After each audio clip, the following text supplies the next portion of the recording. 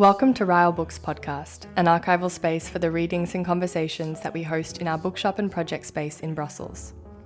For this episode, we're delighted to bring back a reading by L.A. Warman and Clara Pacotte that took place in December 2023.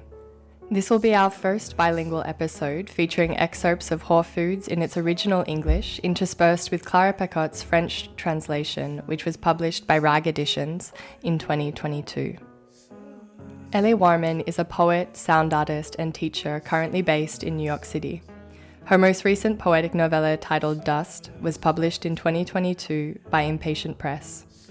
Warman is the author of Whole Foods, an erotic novella which received a Lambda Literary Award in 2020. She is the founder of Warman School, a non-accredited and body-based learning center, where she teaches courses on topics such as erotics, death, depression, and God. Warman is a graduate of the MFA program for writers and poets at the University of Massachusetts in Amherst. She has had performance and installation work in shows at Mocha Cleveland, ICA Philadelphia, Time-Based Art Festival, Poetry Project, and Open Engagement. Clara Pacotte is a writer, videoist, and researcher. In her work, she develops potential social alternatives by mixing documentary and fiction, the Middle Ages, and time extrapolation. She thinks about her films and texts as archives of a better future. Clara Pacotte co-founded the group IAPES in 2017 with Charlotte Huet to investigate feminist and queer issues in science fiction literature and experimental feminist translation. We hope you enjoy listening to this episode.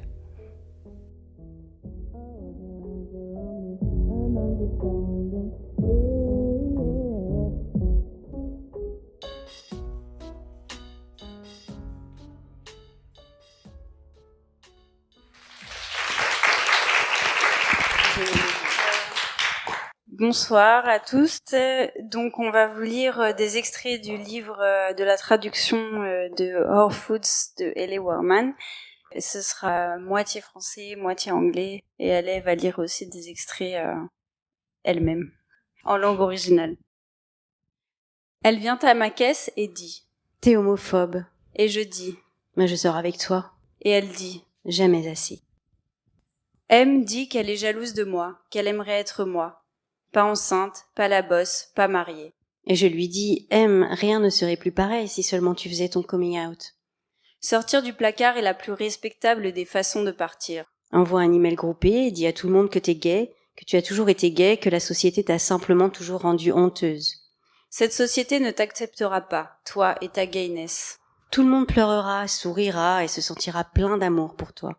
Tu peux laisser ton mari et avec tes enfants, parce que tu as besoin de temps pour te recentrer et comprendre de quelle merde tu as vraiment envie. Tu peux abandonner ta famille, t'installer à la grande ville. Pendant tout ce temps, tout le monde pleurera des larmes de joie et sera tellement fier de toi et de ton coming out, de comprendre enfin qui tu es. Je dis tout ça à M, et M fixe ma bouche. Putain, t'es vraiment en train d'essayer d'avoir ta petite expérience lesbienne avec moi, là, sur ce canapé. F boit toujours un verre de vin pétillant avant le travail. On est en train de compter l'argent en réserve quand elle m'en parle. Elle sourit et pouf, elle a bu du vin avant le travail. Elle a bu plus de vin que d'habitude avant le travail. Ce mardi normal, elle en a fait un mardi spécial. Il y a une femme. Elles me suivent partout. Elles viennent à ma caisse tous les jours. Elles achètent des eaux pétillantes. Elles achètent du cola de la marque du supermarché bio et je sais qu'elles n'ont pas besoin de soda à 79 centimes. Elles ont besoin de moi. Il y en a une qui a besoin de moi plus que l'autre. Une qui a besoin de moi le soir dans son lit. Une qui me retrouve au Starbucks pendant ma pause déjeuner. Elle est jeune et gagne plus d'argent que moi. Elle gagne beaucoup plus d'argent que moi. Elle choisit elle-même ses horaires. Elle me retrouve au Starbucks et elle espère que personne ne nous verra. On s'assoit sur le gros canapé en cuir. On s'y enfonce tellement qu'elle est difficile de se relever. On s'y enfonce tellement que personne ne peut nous voir. Elle touche ma tête, je touche sa cuisse. J'ai envie de retoucher sa cuisse, de la toucher plus fort. J'ai envie d'elle encore et encore, à des heures diverses, mais elle ne me rejoint qu'entre midi et 2. On est au Starbucks, à siroter des lattés au lait de coco avec des pailles vertes. Je ne sais pas si elle me trouve attirante avec ma paille. Je suis en train de craquer pour elle. Je sirote mon latte très silencieusement, mes yeux dans ses yeux immenses. Elle ne porte même pas de costard et elle gagne plus d'argent que moi. Je pleure sur le canapé en cuir parce que je veux qu'elle me touche encore. Elle monopolise toute ma demi-heure de pause et je n'aurai pas le temps de manger. Et si je ne jouis pas, je vais mourir. Si je jouis, je serai comblée. Il y a autour d'elle une sorte de brume, une brume de parfum et son corps.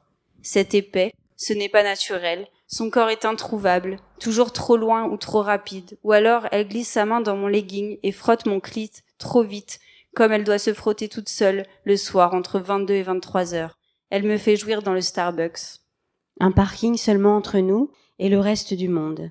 Un parking entre elle, moi et tous les autres. Entre le job, l'argent et la bouffe bio. Hey m'emmène à l'étage dans la salle de classe de l'université du supermarché bio. Hey possède la clé parce que tous les jeudis, elle donne un cours de masque de beauté. À chaque jeudi, son masque. Avocat, blanc d'œuf, chocolat. Hey verrouille la porte derrière nous et m'installe sur un tabouret haut. J'essaye de prêter attention à chacun de ses mouvements pour me rappeler comment être belle, pour que je puisse être transférée au rayon bien-être et gagner plus d'argent avec d'autres belles personnes. Ses énormes yeux marrons scrutent mon visage d'un bouton d'acné à l'autre. J'essaye de lire ses émotions, parce qu'à Sephora, Hey m'avait dit que sa mère n'avait pas de papier. Mais comme toujours, Hey est éblouissante et froide. Elle soulève l'opercule en aluminium du yaourt bio au lait de chèvre à la vanille. J'aurais préféré que ce soit au chocolat, mais bon, tant pis. Elle ne me laisse toujours pas parler. Elle plonge 2 doigts dans le pot et en ressort une grosse quantité flasque qu'elle étale délicatement sur mon visage, s'assurant que seul le yaourt touche ma peau irrégulière et non son doigt. La clim souffle tellement fort que des mèches de mes cheveux viennent se coller au yaourt. Mon Dieu, respire. J'essaye de caler ma respiration sur la sienne. Maintenant, on doit attendre 10 minutes. Je peux essayer un truc sur toi ? Je pense à diversifier ma sélection de masques pour des clients privés, lancer une affaire à côté du taf. Si tu veux une nouvelle sorte de masque, lève la main gauche. Si tu veux rester assise toute seule pendant les 10 prochaines minutes, lève la droite.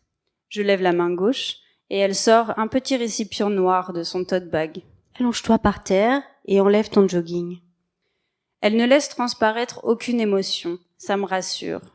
J'enlève mon jogging, elle remonte mon sweat et expose mes seins mous. Elle fronce un peu les sourcils et secoue le récipient. Elle applique le masque de la même façon qu'elle l'a fait sur mon visage, mais cette fois uniquement sur mes tétons. La crème ressemble à du fromage vert de noix de cajou et ne sent rien. À peine l'a-t-elle appliqué que mes tétons se durcissent. Ils surgissent de la couche de crème comme s'ils venaient de prendre conscience d'eux-mêmes. Je me sens m'élever. Je me sens comme une montagne. J'ai l'impression que mes seins ne seront plus jamais mous, mais des méduses dures et bourdonnantes. La crème fait palpiter mon cœur, mais je n'ai pas le droit de parler, pas le droit de poser la question. Elle semble satisfaite du désir qui envahit mon corps. Elle baisse les yeux vers mes poils de chatte pas rasés, et je m'attends à la voir sortir un rasoir pour me raser avant de mettre sa bite en moi, mais ce n'est pas ce qu'elle fait. Mes poils gonflent, un nuage sombre au-dessus d'un clitoris. Elle met des gants, elle écarte mes jambes comme une docteure, elle pose une main ferme sur ma montagne, écartant mes poils. Bien, je pense que ça va marcher. She pulls out the cream she used on my breast and applies further, more delicately with her gloved hand. She is putting rivers on my mountain with cream, pushing further and further down.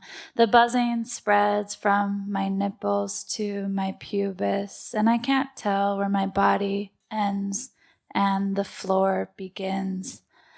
I am body and the floor. I am a body on the floor. I do not end. She is still massaging my pubis when she clinically spreads my legs further apart.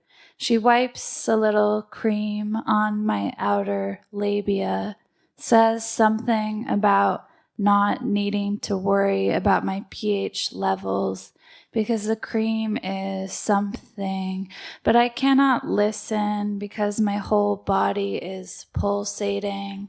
I am a child running to the end of the driveway to feel my thighs jiggle. I am uncovering what my body can do. My body can be incredibly taut and boundless. Soreness can be pleasure. She can get her energy from the pleasure of others and never once become aroused. My body is ready. She is studying the reaction of my pupils. She is putting the cream on my clit. The pleasure is decentering. I cannot escape from a room that has no walls. I'm falling and turning. Well, 10 minutes is almost up. She grabs my thighs. The clit juice pours out like I have never seen before. I am a faucet. I am coming, but I think I have been coming for 20 minutes. I thought I came, then forgot. I came again. I forgot again. I came again. I closed my eyes. I opened my eyes. Had she let me speak, I would have said, I'm coming 100 times. I would have screamed. I would have annoyed her roommate. The clit juice is still pouring out. I look to the floor. See, it isn't a floor. This whole time I've been sitting on a bucket. She is measuring, noting my output. She smiles a little. I know I've done a good job. She is never satisfied. She wants more. S est transférée à la boulangerie. Je ne la vois pas souvent. Le rayon boulangerie la rend encore plus mignonne, avec sa veste de chef et son petit chapeau. Parfois, elle attache un bandana noir autour de ses cheveux. Elle rit quand les gens la complimentent, les viennoiseries et les pâtisseries élaborées. Elle rit quand les gens pensent que c'est elle qui les a faites. Elle rit quand elle ouvre les boîtes en provenance de la boulangerie centrale et elle se demande comment les gâteaux ont pu rester entiers. S n'y connaît rien à la boulangerie. Elle est ouvreuse de boîtes, trancheuse de pain, arrangeuse de pâtisserie. Elle n'a jamais rien cuit au four à part la tranche de pizza qu'elle avait mise à réchauffer quand elle était à l'université et qu'elle l'avait oubliée. Elle avait oublié la tranche de pizza pendant toute une projection de Obsessed. L'audience avait applaudi au moment où Beyoncé tue la femme blanche avec un chandelier. S était retournée à son dortoir et toute sa chambre était remplie de fumée, mais aucune alarme ne sonnait. Même le hall sentait la pizza brûlée. Elle est contente de n'avoir tué personne ce jour-là alors qu'elle aurait pu. Elle garde toujours la part de pizza carbonisée sur son bureau comme rappel de la chance qu'elle a. Elle a tellement de chance d'avoir été transférée à la boulangerie. Elle passe sa journée à réviser pour le test. Si elle réussit, elle pourra écrire sur les gâteaux des phrases approuvées avec des typos approuvés. Elle ne s'est pas sentie aussi impliquée dans les études que depuis son premier semestre en école d'art. Au niveau des caisses, c'est tranquille. Alors je rampe sous la mienne. Je rampe tout au long jusqu'à la boulangerie. Je suis plus visible des clientes que de ma team leader, qui n'a jamais regardé ses pieds. Je rampe jusqu'aux chevilles de S et les effleure. Ça ne la surprend pas. Elle continue de s'entraîner pour le test. Elle écrit mon nom, encore et encore, en attaché. Je lèche son mollet et elle continue d'écrire mon nom sans sourciller. Je regarde sous sa jupe. Elle ne porte aucun sous-vêtement. She never shaves her pubic hair. It all comes together in a curl, like an ice cream cone or whatever. Her thighs are really sweaty. I can feel the heat. Since we are in the back room of the bakery department and alone, I can tell her the things I will do to her if she fails the test. First, I will scratch my nails into your thigh until you bleed. Then I will take the baby out of your uterus. I will leave the baby on the floor. Tell everyone it's not blood, it's frosting. But I'm not even pregnant. But I will do that for you, S. Then I will make you hold the wine in your mouth till the acid is burning your tongue. Then I'll make you spit it out on my breasts, make you watch it drip down my torso. I won't let you lick it, even though you want to. I will rub your clit, your labia, till you're about to come. Then I will stop. I will almost go down on you. Then I will finger you instead. I will only finger you with one finger, never two, never three. Maybe a fist, but never more than one finger. I will never make you come. I will leave you. I will leave you here or in your bedroom. I will make you suffer. I will make you cry. But you will know after me, you will never come again, even with a vibrator or the hand of another. You only want me. You marry because you like parties. You want your dad to buy you wine, but the party won't make you come. No one has ever made you come before me. No one will make you come after me, but you will be okay. You will write a lot of beautiful letters in your frosting. You will make people happy. I am trying to be sexy, but I don't know if S likes it. I mean, it's my fantasy, not hers, but I wish it could be our fantasy. I ask her what she wants, but she doesn't reply. I look up, a drip of wet coming from her labia. I move a little, it drips onto my cheek. Another drip lands in my mouth. Another almost in my eye. I'm laying on the ground. I get on my knees, begin to lick her labia, then her clit. She doesn't show any signs of arousal, but I bet her legs are shaky. I am licking her more and more, and more wet emerges, fills my mouth. It is warm and gelatinous, her body engorged. I make her come in a minute because I feel bad about my fantasies. I want her to come again, so I put 3 fingers up her, push pressure towards her belly. She comes again. The overhead announcement is the voice of my team leader. She asked me to return, but in words I do not directly say this because she doesn't want the store team leader to know I am missing again, because she still thinks she can fuck me in the future. She doesn't want me fired. I want to make S come again. I do everything in 3s. I get a flat tire in 3s. I trip 3 times when I walk. I get 3 tattoos. I make S come 3 times. I ask if she knows that the seeds of the papaya are a natural birth control. She says, why does she need papaya if she has me? I tell her she doesn't have me. I suck on her clit. She comes fast and violently, falling to the floor. Papaya is what you taste like, S. Papaya is the word I was looking for. Elle n'arrête pas de m'envoyer des textos, mais je porte 3 gants les uns sur les autres. Je ne peux pas répondre. Je n'ai pas répondu à ses messages depuis des jours. Je ne pouvais pas répondre. J'avais 3 paires de gants. J'étais dans un frigo. Je ne pouvais tout bonnement pas répondre. À chaque fois que je reçois un message, mon écran s'allume et elle lit le message à tout le monde. Elle n'arrête pas de m'écrire au sujet de ses besoins. Je ne peux pas répondre à ses besoins, je suis occupée. Je ne suis pas au taquet, je suis dans mes pensées. Elle rit de son désespoir. Je veux changer de sujet. L'une d'entre vous a déjà participé à une orgie ? Personne ne dit rien. Mais tu ne peux pas mentionner une orgie dans un frigo plein de femmes.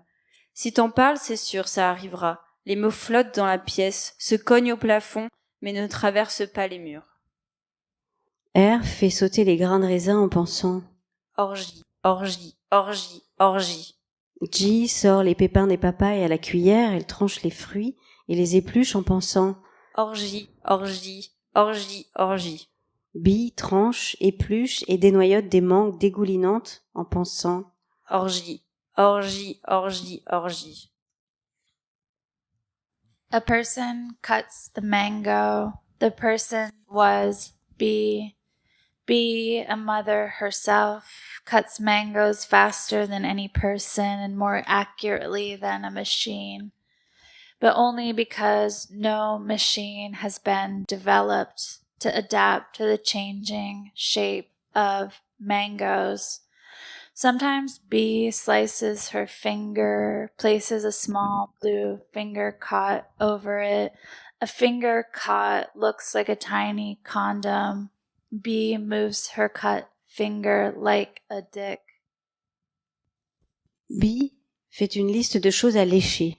Du 100% coton, des contenants en plastique fraîchement sortis du lave-vaisselle, tout type de marbre, de la papaye, évidemment donner une pichenette au pépin avec la langue, des sacs en plastique remplis de raisins, n'importe quelle feuille d'arbre. Qu'est-ce que tu lèches d'autre, B? Les pommes, les huîtres, les prunes, certains métaux, le pudding, le lait, les confettis, les vieux bouts de papier, les baies, les glaçons, les plantes grasses, la chantilly, la crème de coco, les épis de maïs et les cristaux de sel. Comment faire pour que le désir survive quand je m'autodétruis en permanence? Est-ce que c'était vraiment de ta faute? Demande B.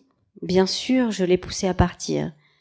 Je veux que B pense que je suis méchante et que j'ai le contrôle et je réponds, bien sûr que c'était de ma faute. B smiles, begins rubbing my neck, the sound when my knife travels through ripe avocado. This avocado will be guacamole, but for now it is avocado, perfectly green and smooth. B asked me where I was the last time I had sex. L, G, B, R et moi, on est dans le frigo. Il fait à peine 0 degré. Tout au long de notre service, on empile de plus en plus de couches de vêtements sur nos corps. La chaleur de sauna s'estompe et j'emprunte encore de nouveaux vêtements à enfiler. Mes doigts sont probablement bleus sous les 3 paires de gants. Je demande à B. C'était où la dernière fois que t'as fait du sexe? B répond. Juste ici, dans les chambres froides. Avec qui? L, G et R, mais pas toi. Travailler comme caissière, c'est être exposé. Être un corps gay femme en public, c'est devenir hétéro. Mon corps défini par les autres, les pas moi, et je voudrais juste être un corps avec elle. La femme a un caddie rempli de plusieurs articles identiques. La femme arrive avec son propre porte-vue. Le porte-vue la trahit. J'éteins ma caisse et je place la barre de caisse fermée au bout du tapis. Des coupons. Les collectionneuses de coupons. La femme achète un lot de paquets de tofu. Elle voudrait la réduction de gros, la réduction du supermarché bio et la réduction du fabricant. La femme a tellement de coupons, elle a une pile de coupons. Après calcul, son lot lui revient à 1,55 $. Elle sourit d'un air suffisant et regarde tout autour pour voir si les autres ont remarqué l'incroyable affaire qu'elle est en train de conclure. Cette réduction exclusive, elle ne la doit qu'à elle-même. Chaque fois que je scanne un coupon, je dois utiliser la clé des responsables de caisse. Q est ma responsable. Elle est belle. Elle a l'air jeune. Elle passe derrière ma caisse. J'aime l'écart entre ses dents, en haut comme en bas. L'espace derrière la caisse est si exigu qu'elle se penche contre ma hanche. Je scanne le coupon, elle tourne la clé. On se cale sur un rythme bien régulier. Elle se met à transpirer, de si nombreux tours de clé. Pourquoi est-ce qu'on est tous là? On est là pour une carte Platinum. 1% des employés accèdent au statut santé Platinum. Ça veut dire avoir 30% de réduction sur tout le magasin au lieu des 20% accordés aux autres. Ça veut aussi dire que tu sors ta carte Platinum à chaque paiement et que tout le monde la voit. Tu peux l'agiter dans tous les sens ou la ranger discrètement dans ta poche, mais les gens voient, les gens savent. Il y a 4 niveaux. Bronze, argent, or, platinum. Chaque niveau augmente la réduction de 2% sur tout le magasin. Hier, ma coloc a trouvé 2,5 kg de fromage dans une poubelle et on les a mangés. C'est la première fois que je passe le test. On est tous dans la salle appelée l'université du supermarché bio, où les nouvelles recrues sont formées et les clientes guidées par des team members sur des sujets tels que comment j'ai traversé l'Amérique à pied, comment faire le smoothie parfait, les donuts vegan. Toutes les chaises ont été enlevées et remplacées par des lits de camp. On passe l'examen 10 par 10. Les infirmières dépêchées pour l'occasion mesurent nos tours de taille, de hanches, de cuisses, et crient les chiffres à leurs assistants munis d'iPad. La femme utilise un mètre ruban qui me semble archaïque, mais je n'arrive pas à imaginer une autre façon de mesurer un corps. Mes mensurations sont bonnes, donc je passe au test suivant, la tension artérielle. Chaque personne a 3 essais. Le premier, je le rate. Je suis nerveuse. Je répète plusieurs fois le mantra que suggère l'infirmière. Je suis saine, je suis belle, je suis forte. Et je réussis le test. Je me dis que les mantras, ça peut fonctionner finalement. Ou alors ça n'a fonctionné qu'aujourd'hui. Ou alors l'autre infirmière me manque. Elle a mesuré mes cuisses et ni elle ni moi n'étions capables de déterminer la nature de ce qui s'y trouvait. Du sang, de la merde, du jus de clit. En tout cas, c'était mouillé. J'en suis au dernier test, celui du sang. J'ai mangé tout ce fromage hier, mais j'ai aussi jeûné 18 heures avant le test. Je suis pâle, mais peut-être seulement calmée par le mantra. Cette femme tapote mon poignet à la recherche de mon sang. Elle cherche partout, mes veines sont si fines. Elle me dit serrer le poing et de contracter mon muscle, et j'essaye, mais elle n'arrive pas à la trouver, la veine dans mon bras droit. Elle se lance quand même et se rate. Je l'ai bien senti. Ma peau se réveille, se tend, hypersensible. Elle essaye dans mon bras gauche et les sensations subsistent. Et je ne peux pas dire si elle a piqué ma veine ou non, ou si je suis une fille, ou si mon nom est W ou Z, ou si j'ai eu mon bac. Est-ce que je suis allée au lycée? Est-ce que c'était marrant? J'avais beaucoup d'amis? Suis-je une mère? Le corps n'est plus ici, il est là, là ou là. Je suis entourée de gens que je n'ai pas envie de voir, donc j'arrête de les voir. Et elles flottent et s'en vont vers le violet. Attends, qui est-elle? Je la vois, elle, que je cherchais, après laquelle j'ai couru depuis des jours. J'ai couru 540 kilomètres pour elle. Je suis morte. Je suis juste un morceau de fromage de poubelle. Je fonds dans ses bras, mon gras dégouline entre ses cuisses. Elle se demande si elle pourrait baiser ce morceau de fromage de poubelle quand tout à coup, je flotte jusqu'à sa tête et je m'assois dessus. Je veux de nouveau être un corps pour pouvoir te baiser. Bébé, tu n'étais même pas un corps quand tu me baisais. I am dropped from sky to concrete floor, and I am a body again. There are 2 unclothed nurses, and I don't know how I know they are nurses, but we are all unclothed together. We form a circle of mouth to vagina. How did I become so flexible? We suck each other like medium-powered vacuums. Sucking, sucking, they're dripping. I am keeping my eyes open. We are babies for each other. The only thing we know is suck. We have no language. We have bodies for one purpose. Only the body for her. This is just practice for her. I am sucking these nurses off for her. I am putting my erotic energy into the world for her. I have the tip of my tongue on the tip of her clit. I am flicking it. I love the roundness of her clit. An alarm rings. We know it means switch. I flip my body over. My face is in a new clit, an equal clit, an unfamiliar clit. I reach my hand towards her, grip her anus. I suck like a baby. We are all wet and warm like a campfire. We are in this together. It will never end. We will continue till another alarm. Then we will flip over again and suck again. Her juice is plentiful. Tastes like an orange, but not a creamsicle. Tastes like orange, coconut water, and papaya, and seaweed, and hummus. She's my hummus baby for the moment. The rhythm of the circle quickens. We suck faster and faster. We are rising up and down. We are at the gym in a pit of foam. We are sinking into darkness with pressure from every direction. We are floating because we are supported. We float together. We are a hive. We are apart from government, from language, from power. For the moment, we extend the moment as long as possible.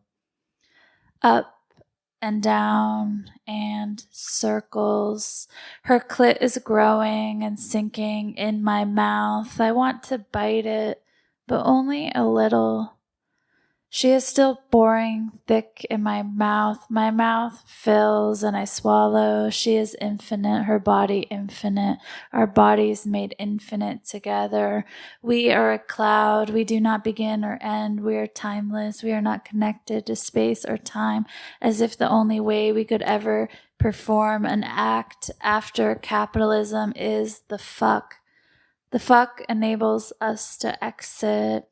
Structures of power still flowing within us, but we are mindless. She begins to laugh when I slow and quicken my pace. She's laughing harder and harder. We are a joke, as in a joke quickly forgotten, separated from any reference. We are that joke you would never tell.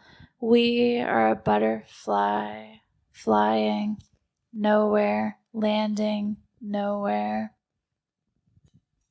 Dans le magasin, tout le monde a vu la scène. Elle est entrée dans le magasin, elle a vidé tout son smoothie vert sur le sol en écrivant mon nom. Elle a ouvert 10 paquets de chips et les a jetés en l'air. Elle a fait pleuvoir de la laitue, c'était beau. La store team leader appuie sur un bouton et l'angle de la caméra change. Maintenant, on voit le bar à salade. Elle est en train d'enlever tous ses vêtements. Elle met du quinoa dans son vagin, mauvaise idée pour son pH. Elle renverse de la sauce à l'avocat sur sa poitrine, couvrant ses seins avant de les découvrir à nouveau, ça dégouline partout. Elle disparaît derrière le comptoir et se tortille sur le sol en béton. Elle veut jouir 10 fois, elle crie et regarde droit dans l'objectif. Elle, une déesse. On regarde la vidéo en entier, elle dure 20 minutes. La scène finale la montre couverte de quinoa, de céréales, de farine sans gluten, de sauce à l'avocat et d'huile de coco. Je suis fière de la voir même là respecter ses restrictions alimentaires. La store team leader met pause et rembobine la vidéo jusqu'au début. Elle, à côté de mon nom inscrit dans le jus vert. Je fixe l'écran sans ciller. Donc, comment tu la connais ? Demande la store team leader. Je ne la connais pas. Alors pourquoi il y a ton nom écrit dans le jus ? Je ris de cette flaque et fronce les sourcils en adoptant un air concerné. Tu sous-entends que parce que je suis une femme gay, je suis censée connaître toutes les butch ? Est-ce que tu essaies de dire que cette situation est de ma faute ? Maintenant, c'est elle qui fronce les sourcils. Je ne disais pas ça parce que tu es gay. Je me disais juste que vous feriez un joli couple.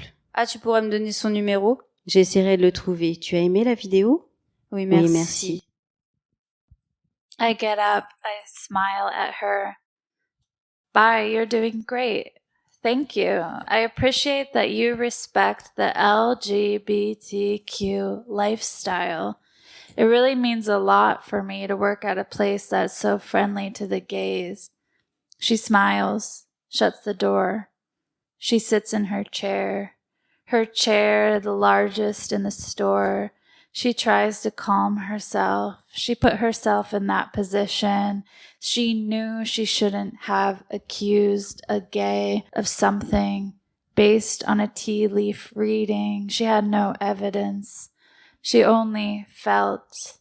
Another day, another almost lawsuit. But for today, no lawsuit. She repeats the store mantra 100 times before heading back down to the floor. I am healthy. I am beautiful. I am strong. Merci. Merci.